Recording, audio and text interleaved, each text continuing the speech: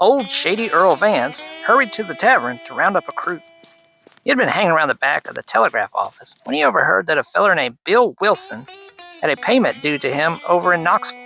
It sounded like it could be a substantial amount by the way the operator was talking. Conspiring with a few seedy-looking characters, he was able to scratch together a small band of ruffians. One of the locals elaborated that this Wilson feller was a landowner that had just had some timber cleared. The three of them devised a plan to hold him up on the way back from Knoxville. It was a 2 days' travel back to town, and if they hit him a few miles out of Knoxville, it would maybe trick the law into looking there first.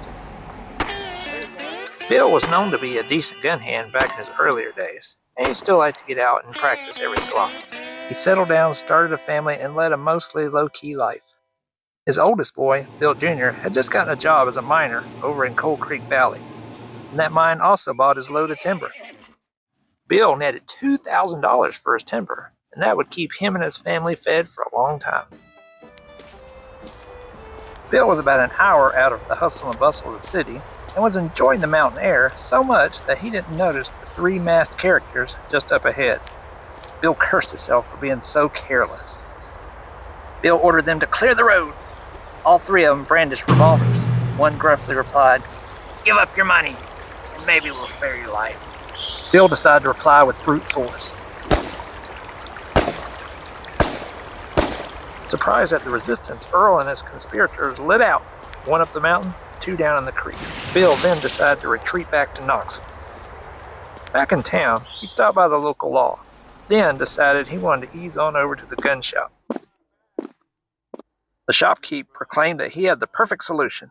He brought out a repeating shotgun. "This here is the new 1887 Winchester." Bill said, "Well, where's the rest of the barrel?" The shopkeep said that the hunter who originally bought it stuck the barrel in the mud and decided to clean it out by pulling the trigger. "I bought it back from him, reworked the barrel, and slicked it up." Bill noted that it wasn't much good for anything other than short range for two-legged critters. The shopkeep replied, "Well, that's some fact right there, and this thing holds as many shells as one of those revolvers you got right there." Bill had not seen a shotgun with that much firepower before, and bought it on the spot for $15. Old Shady Earl Vance convinced his gang to try one more time. "We'll hit him at night this time. If all goes well, we'll be set for years." Shovel-nosed Jake was on lookout when he saw Bill the next day coming back out of Knoxville. Jake followed behind until he saw Bill duck into a barn for the evening. Jake rushed back to the hideout to inform the others. 3 hours later, the three of them snuck up to the barn. No warning this time.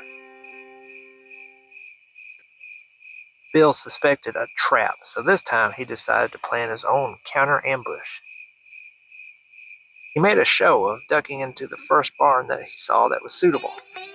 Once darkness fell, he snuck behind the old smokehouse and waited.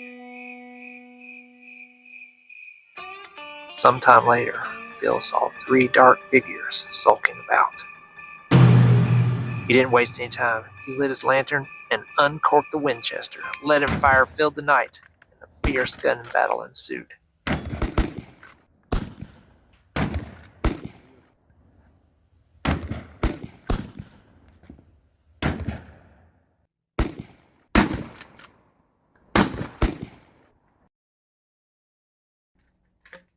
The firing slowed, and then it ceased.